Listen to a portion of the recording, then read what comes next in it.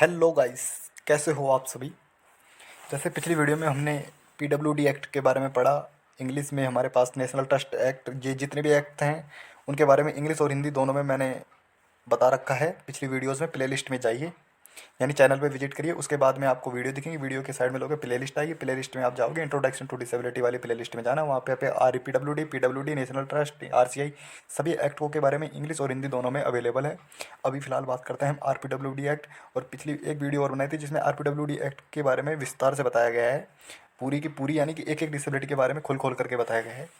तो अभी फिलहाल हम केवल एग्जाम की दृष्टि से पढ़ रहे हैं कि मतलब किस टाइप से आपको लिखना है। तो चलते हैं आरपीडब्ल्यूडी एक्ट के बारे में। ठीक है, तो आरपीडब्ल्यूडी एक्ट के बारे में आपको क्या लिखना है कि भाई अब समझना भी है साथ में इसको। अभी भी पहले भी उस वीडियो में भी समझ लेना, पिछली में भी, और इसमें भी समझो और नोट्स भी बनाते चलो।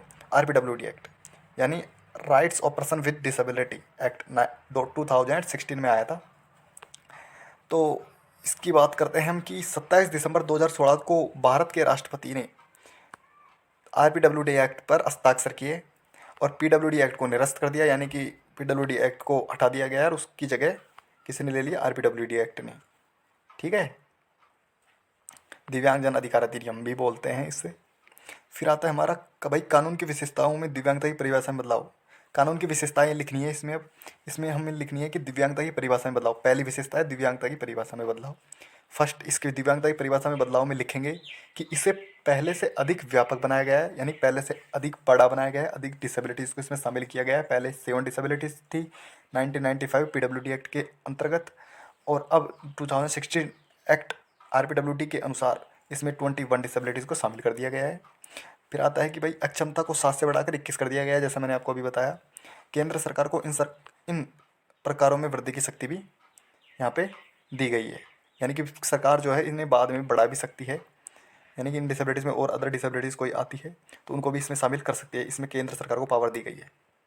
फिर आता है भाई सेकंड जो है इसकी विशेषता है कानून की, सेकंड है आरक्षण प्रतिशत में वृद्धि, जिसमें हम लिखेंगे कि भाई पहले दिव्यांगों को सरकारी नौकरी में 3% आरक्षण दिया जाता था पीडब्ल्यूडी एक्ट के अंतर्गत। अब आरपीडब्ल्यूडी एक्ट के अंतर्गत दिव्यांगों को 4% आरक्षण यानी रिजर्वेशन दिया गया है, जिसमें 1% दिया गया है अंध और निम्न दृष्टि यानी विजुअल एंड लो विजन। फिर आता है बधिर और श्रवण, यानी कि हेयरिंग वाले चाइल्ड के लिए 1% दिया गया है यहाँ पे। और फिर आता है गामक दिव्यांगता यानी लोकोमोटर डिसेबिलिटी, और लोकोमोटर डिसेबिलिटी को भी 1% दिया गया है, जिसमें क्या होता है कि इसमें कई डिसेबिलिटीज़ को भी शामिल किया है, जैसे कि प्रमस्तिष्क पक्षाघात भी लोकोमोटर डिसेबिलिटी में आएंगी, कुष्ठ रोग मुक्त व्यक्ति भी लोकोमोटर डिसेबिलिटी में आएगा। ठीक है, और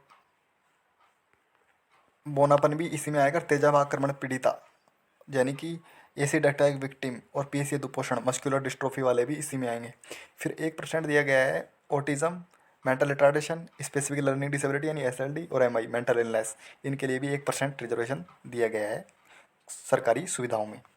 ठीक है, फिर आता है हमारा भाई इस अधिनियम में बेंचमार्क दिव्यांगता से पीड़ित 6 से 18 वर्ष तक के बच्चों को निःशुल्क शिक्षा की व्यवस्था की गई है, यानी कि बच्चों को निःशुल्क शिक्षा दी जाएगी फ्री में 18 वर्ष तक के बच्चों के लिए, दिव्यांगों को।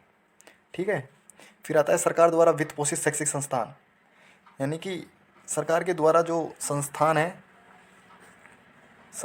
ठीक है, उनको जो मान्यता प्राप्त हैं और या फिर गवर्नमेंट के द्वारा स्वयं स्वचालित हैं।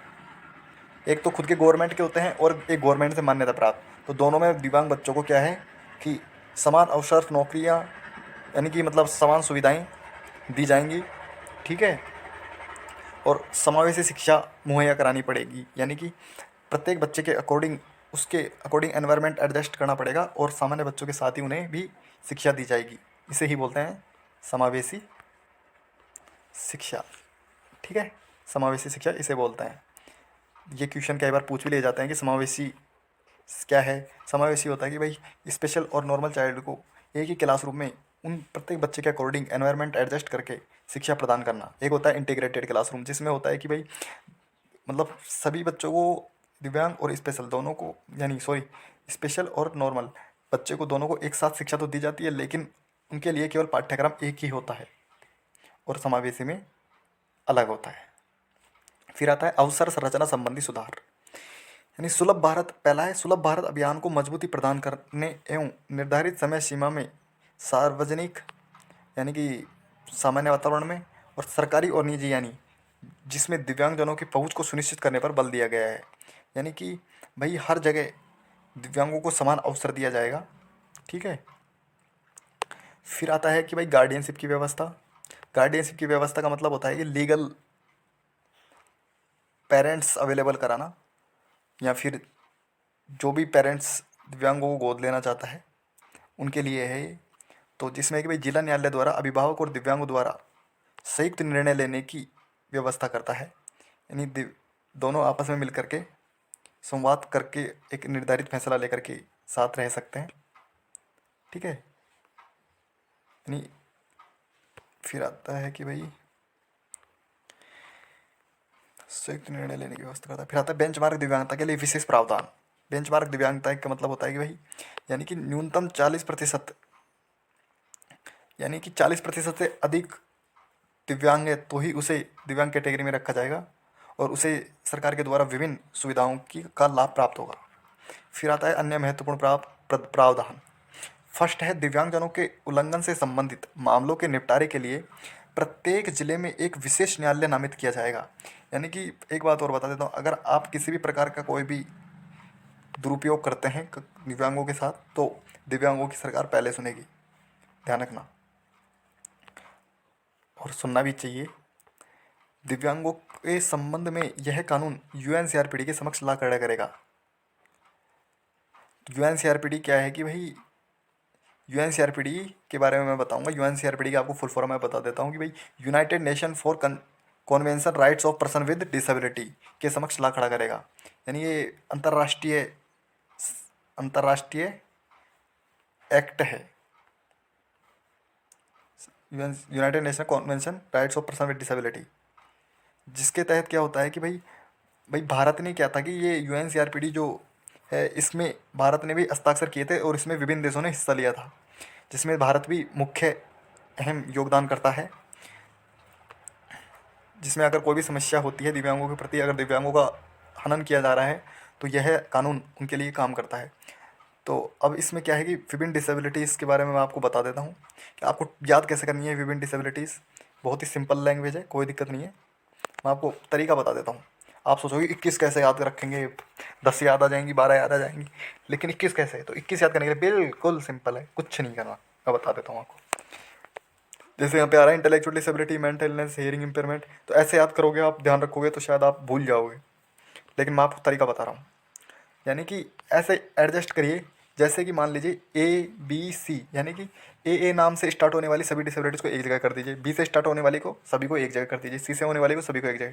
जैसे सबसे पहले मान लो कि ए पे कौन सी है, तो ए से देखो, एक तो एसिड अटैक विक्टिम होगी, एक ऑटिज्म स्पेक्ट्रम डिसऑर्डर है, 2 है ना, 2 तो ये हो गई, इनको ए पे रख दीजिए। फिर आती है बी पे क्या करेंगे, बी पे आ जाएगी हमारी ब्लाइंडनेस आ जाएगी, बी से फिर और कोई तो है नहीं ब्लाइंड बी के अलावा। फिर हमारी आ जाएगी सी पे, ठीक है, सी की आ जाएगी हमारे पास भाई सेरेब्रल पल्सी, कुछ है ना, क्रोनिकल न्यूरोलॉजिकल कंडीशन, इस प्रकार से आ जाएंगी हमारी। ए से भी एसिड अटैक विक्टिम, ये सारी चीज़ें। फिर आ जाती है डी से, भाई डी से कौन सी है, ड्वार्फिज्म होगी हमारी, और हाँ ड्वार्फिज्म है बस, और तो और फिर आ जाती है डी। ई से आ जाएंगी फिर, ई से जो है इनमें कि भाई ई से होता है हमारे, ई से नहीं है, ई से है नहीं, ई एफ से नहीं है, जी से भी, जी से नहीं है, एच से मिलेंगे हमारे, एच से जैसे हेयरिंग हो गया। फिर आ जाता है हमारे पास एच से हेयरिंग हो गया, और इसमें और भी दे रखी होंगी, एच से हेयरिंग हो गया, एच का एक ही है इसमें, एच हेयरिंग इम्पेयरमेंट, और एच आई आ जाएगा, आई से आ जाएगा इंटेलेक्चुअल डिसेबिलिटी, आई से और कोई नहीं है, आई जे से कोई है नहीं, जे से कोई नहीं है, जे H ABCDEF GHI J K L से आएंगे, जैसे लोकोमोटर डिसेबिलिटी आ गया और लो विजन आ गया। ये सारी चीज़ें इस प्रकार से आपको लगा देनी है और 20, ठीक है। तो इन चीज़ों के बारे में मैं आपको पूरा बता देता हूँ। 21 डिसेबिलिटीज़ क्रम से दिखा देता हूँ। मैंने जो क्रम बताया उसके अनुसार आपको एडजस्ट कर लेना है। ये सारी डिसेबिलिटीज़ हैं, ठीक है। एम से आ जाएगा मस्कुलर डिस्ट्रोफी, मेंटल इलनेस और मल्टीपल डिसेबिलिटी। ये सारी को एक जगह लगा रही है, इससे क्या होगा कि आपको आसानी हो जाएगी, ठीक है। ये हो गए आपके, देखते जाइए आप। Autism, chronical neurological acidity, Parkinson disease, haemophilia, thalassaemia, sickle cell disease, multiple sclerosis, ठीक है, ड्वार्फिज्म यानी बोनाफन। इनके बारे में विस्तार से आपको एक पीडीएफ बनाई गई थी, उसमें पूरा ऐसे दिखा दिया गया है शायद उसमें, लेकिन क्या था किसी कारणवश उसमें समझा नहीं पाया था मैं, क्योंकि उसमें वैसे ही वो 36 मिनट की हो गई थी ना समझाते हुए भी। नहीं तो उसमें कम से कम 3-4 घंटे लगते हैं, कम से भी कम। तो ठीक है, ये थी आज की वीडियो। मिलते हैं नेक्स्ट वीडियो में।